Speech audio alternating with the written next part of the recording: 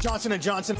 Johnson & Johnson. Which claims an ingredient in its popular baby talcum powder causes cancer. For more than 100 years, Americans of all ages have trusted Johnson & Johnson J&J's baby powder for its gentle touch. But more recently, there have been some concerns that it might be linked to cancer. Now, the talcum powder in the company's products has been linked to ovarian cancer in women, and the company knew about this. And the company has been charged with thousands of lawsuits. We unequivocally believe that our talc, our baby powder, does not contain asbestos. And Americans thought they were safe. But what Americans may not know is that talc is everywhere. Your paper, paint, roofing, rubber, deodorant, makeup, processed foods, pharmaceutical tablets, and so many other products. We are surrounded by a mineral that has been debated for decades whether it causes cancer or not. So what is this mineral? Is it dangerous? How did it get into everything? And what can we do to avoid it? Thousands of years ago, before humans had a written language, we used it in cave paintings because it's great at mixing colors to make thousands of different shades.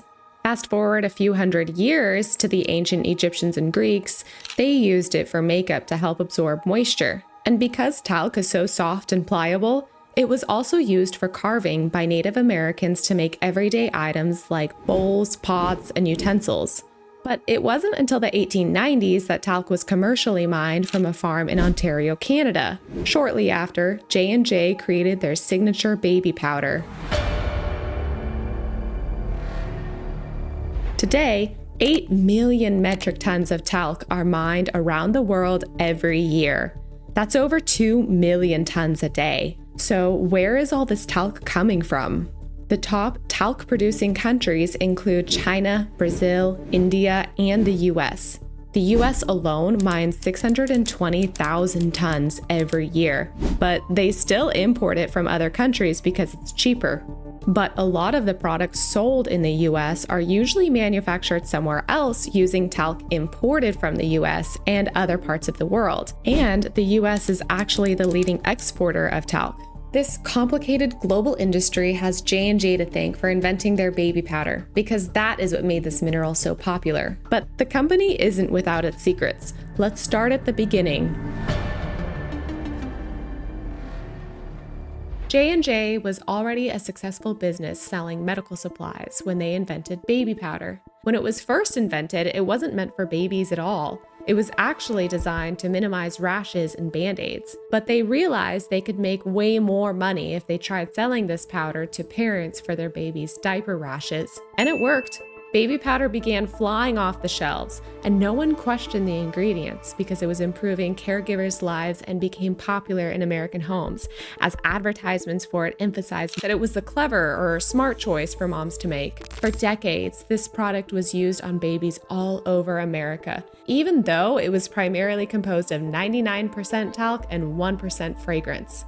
So what's wrong with talc? It's a mineral, so it's natural, right?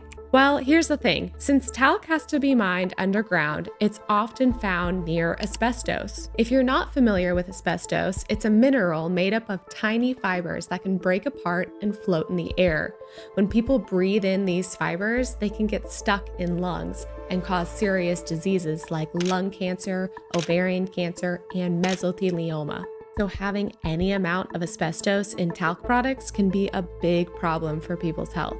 Even though talc itself may not be dangerous, it's because it's found near asbestos in the ground that make it questionable.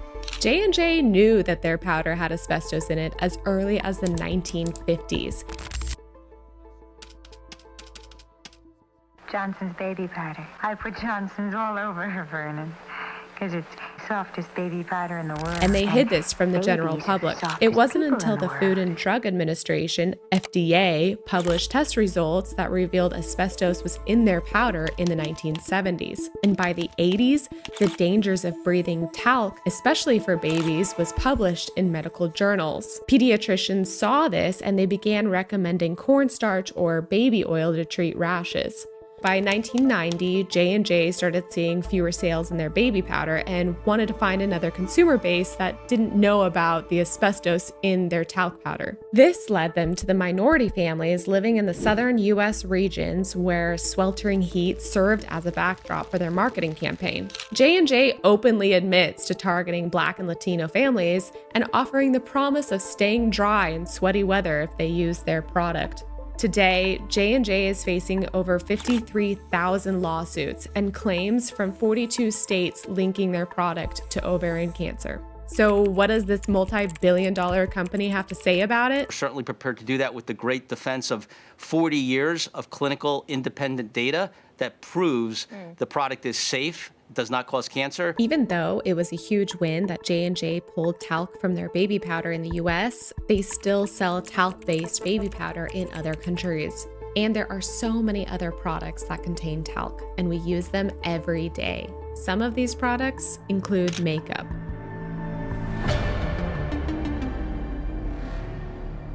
Like the ancient Egyptians and Greeks, talc is still used in makeup and cosmetics. Why? Because we also like that it keeps makeup on our skin by soaking up sweat and moisture. Makeup manufacturers use talc because of its versatility and because it's so good for your skin. I lied, it's because it's cheap. But it is versatile, and they're not choosing it because it's the safest option. They like it because it's affordable, easy to find, and the quality stays pretty consistent no matter where you're mining it from. The FDA prohibits makeup to contain any asbestos in it, but they don't really keep a close eye on cosmetics, except for the pigmented colors used in makeup. Trace asbestos also found in makeup, no longer sold by the chain store Claire's. But you know who is testing for asbestos? Parents. Parents have been sending their children's makeup to laboratories to test for asbestos, and the results came back positive. So is there a difference between cheap children's makeup compared to higher end makeup?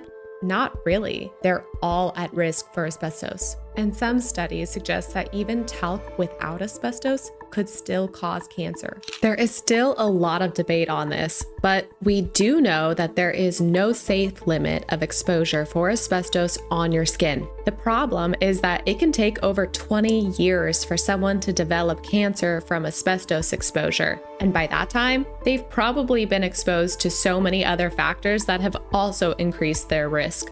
But it doesn't end there. It's also mixed into pesticides and fertilizers because talc does such a great job preventing clumps to form when it's being sprayed onto crops. Not to mention, talc is also great at preventing things from sticking to each other. So naturally, it's used in animal feed. Have you ever noticed that gum doesn't stick to the wrapper and cheese doesn't melt into itself when it's left at room temperature? Well, that's all thanks to talc. Talc is used to coat the processing machines to prevent foods from sticking to them. This cuts down on cleaning time and in turn increases production. So if most of our foods are probably being sprayed with talc, what about our supplements? You might be getting the idea that nothing is safe from talc. And it's true. Supplements have talc in them too, for the same reason food does. It prevents the product from sticking to the machines. While the FDA checks a lot of things, they don't check for talc in supplements. In fact, they say it is generally recognized as safe, also known as GRAS. When something is labeled GRAS, it means that experts think it's safe to use in food or products. But here's the thing, if something is given the label GRAS, then it doesn't have to follow strict rules about how much of that ingredient is in a product. These strict rules are called tolerance levels. So if something is labeled as GRAS, it gets a hall pass and doesn't have to follow any tolerance level rules. That means there could be a ton of talc in all of these supplements, or none at all. The problem with undisclosed ingredients is that it unknowingly puts the population at risk. It's difficult to know what is actually in safe products. If you want to learn more about an array of topics ranging from how things are made to listening to professionals discuss new ideas, it's possible through Audible. They not only offer a wide selection of audiobooks covering everything from health to wellness to business and beyond, but they also have podcasts, sleep tracks, and meditation programs. And it's not just about books, it's about convenience and flexibility. With Audible, you can still listen on the go, whether you're running errands or working out. Plus, with their free trial offer, you can explore their library risk-free and discover the benefits for yourself. Sign up for Audible's free trial today with 2 free audiobooks to start and the option to cancel at any time. There's nothing to lose. Simply click the link in the description below to claim your free offer and start your journey towards a safer, healthier future. Don't wait, take the first step today. While J&J's marketing of talc powder has faced criticism for its secrecy and ethical concerns, talc is being used every single day all over the world and mined in only a few specific locations. The mining industry for talc often experiences a monopoly, with a handful of companies controlling operations, some of which are less ethical than J&J, not to mention the dishonest governments around the world that also mine and sell talc.